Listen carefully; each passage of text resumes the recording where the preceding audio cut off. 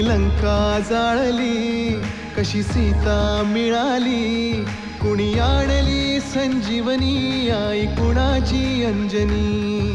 रामाचा भक्त ऐसा, वाऱ्याचा पुत्र ऐसा, उडवी दाणा दाण शत्रूची, उडवी दाणा दाण. त्याच्या हृदयी सीताराम बोला जय हनुमान. त्याच्या हृदयी सीताराम बोला जय हनुमान.